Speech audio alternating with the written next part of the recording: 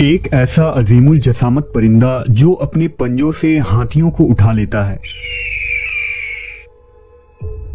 کوہ مخ میں پائے جانے والا ایک طاقتور مخلوق جس نے انسانی علاقوں میں تباہی مچا دی،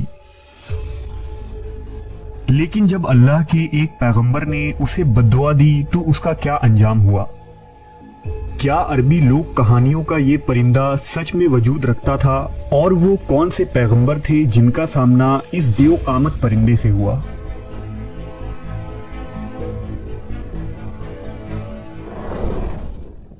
ہماری اس خوبصورت دنیا میں نہ جانے کتنے حسین اور حیرت انگیز راز پوشیدہ ہیں، جس کی جھلک ہمیں قدیم اساطیری کتابوں میں جگہ بجگہ ملتی ہے۔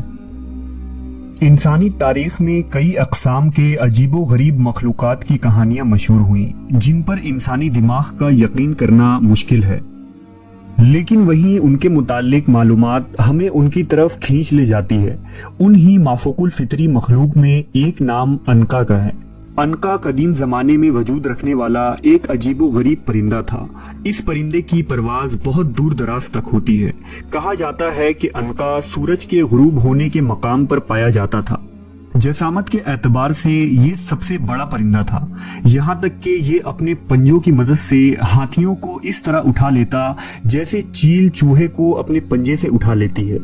کہتے ہیں کہ جب عنقا ہوا میں پرواز کرتا تو اس کے پروں سے ایسی آوازیں نکلتی تھی جیسے بجلی گرج رہی ہو یا زور کا سیلاب بہہ رہا ہو۔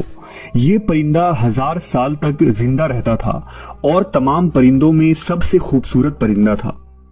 حضرت ابن عباس بیان کرتے ہیں کہ اللہ نے موسیٰ علیہ السلام کے زمانے میں ایک پرندہ پیدا کیا تھا جس کا نام عنقا تھا۔ اس کے دونوں جانب 4 بازو تھے اور اس کا چہرہ انسانی چہرے کی طرح تھا۔ اللہ نے حضرت موسیٰ علیہ السلام کی طرف وحی بھیجی کہ میں نے 2 عجیب و غریب پرندہ پیدا کیا ہے اور ان کا رزق وہ جانور ہیں جو بیت المقدس کے آس پاس پائے جاتے ہیں۔ پس پرندے کے اس جوڑے سے عنقا کی نسل آگے بڑھی۔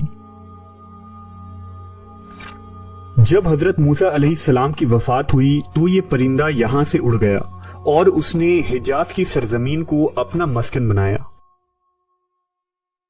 روایتوں کے مطابق اس زمانے میں عرب کے شمالی علاقوں میں اہل رس کی قوم آباد تھی۔ اہل رس کے علاقے میں ایک پہاڑ تھا جسے مخ کہا جاتا تھا۔ ان پہاڑوں میں کثرت سے جانور اور پرندے رہتے تھے جن میں عنقا پرندہ بھی شامل تھا۔ یہ پرندہ اس پہاڑ پر سال میں 1 مرتبہ ہی آتا تھا۔ یہ پرندہ دوسرے پرندوں کا شکار کیا کرتا تھا۔ ایک دفعہ عنقا کئی مہینوں تک بھوکا رہا کیونکہ اسے کھانے کے لیے کوئی پرندہ نہ مل سکا، لہٰذا وہ اپنی بھوک مٹانے کے لیے اہل رس کے علاقوں میں آ گیا اور بچے کو اٹھا لیا۔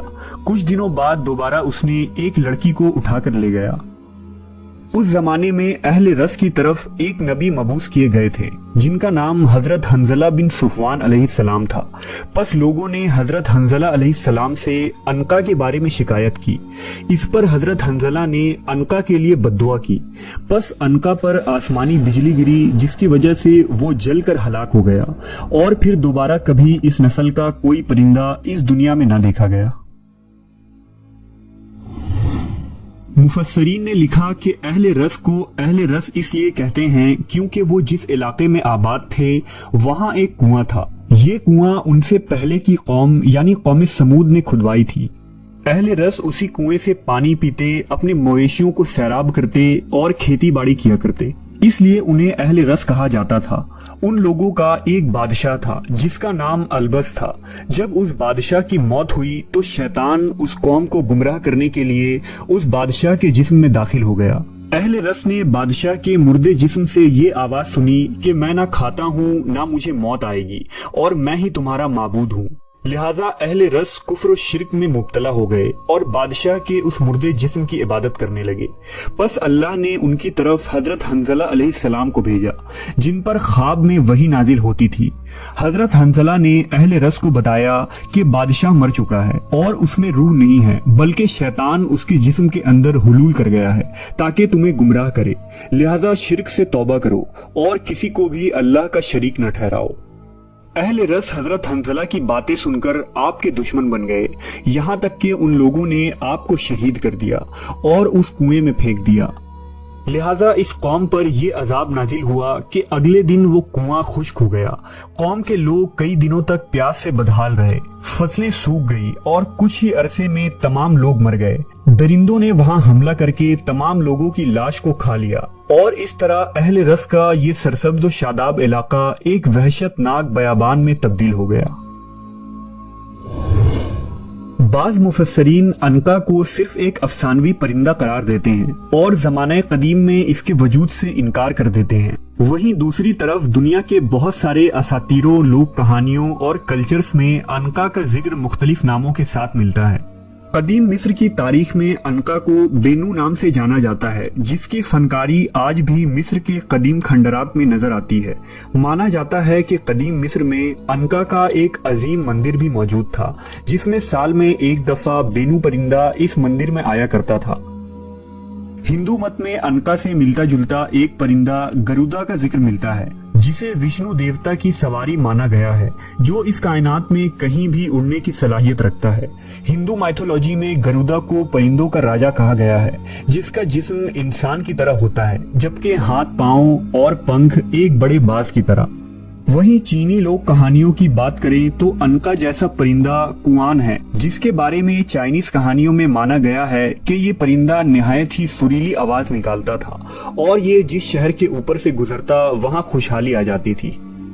इसी तरह यहूदी सहीफों में जीस नामी एक परिंदे का जिक्र है, जिसके बारे में कहा जाता है कि ये परिंदा जन्नत के ईडन गार्डन में रहने वाले जानदारों में एक था और आदम अलैहिस्सलाम के इस दुनिया में आने के बाद यहाँ भेजा गया। जबकि ग्रीक और रोमन माइथोलॉजी में ग्रिफिन नामी एक अजीम मखलूक का जिक्र मौजूद है, जिसका जिस्म शेर का और सर परिंदों की तरह होता है, जिसे किंग ऑफ द बीस्ट कहा गया है। कदीम यूनानी ग्रिफिन को दौलत और खुशहाली की निशानी करार देते थे। ग्रिफिन शुमाल के पहाड़ियों में रहा करता था, जहां यूनानियों के मुताबिक अपोलो देवता साल में एक मर्तबा जाहिर हुआ करते थे और ग्रिफिन उनके खजानों की हिफाजत किया करता था। एक मशहूर मिथ के मुताबिक जब सिकंदर आजम यानी अलेक्जेंडर द ग्रेट दुनिया फतह करने निकला तो इस तवील सफर के दौरान उसका सामना ग्रिफिन से हुआ, जिसे उसने पकड़कर कैद कर लिया। कहा जाता है कि सिकंदर उसकी पीठ पर सवार होकर 7 दिनों के एक सफर पर भी रवाना हुआ था। इतने सारे तहजीबों और इलाकों में अनका के मुतालिक कहानियों, पेंटिंग्स और मूर्तियां इस बात की तरफ इशारा करती है कि ऐसे मखलूक कदीम जमाने में वाक़तन वजूद रखते थे। लेकिन मसला ये है कि हम इंसान इस दुनिया में तभी किसी बात पर यकीन कर पाते हैं जब हम उसे अपनी आंखों से देखें। यहाँ तक कि डायनासोर्स के वजूद को भी हम इंसानों ने तब माना जब हमें उसके बाक़यात मिले। लिहाजा मुमकिन हो कि मुस्तकबिल में हमें ऐसे बाक़यात या फॉसिल्स मिल जाएं जिससे ये बात साबित हो कि अनका का वजूद एक तारीखी हकीकत है।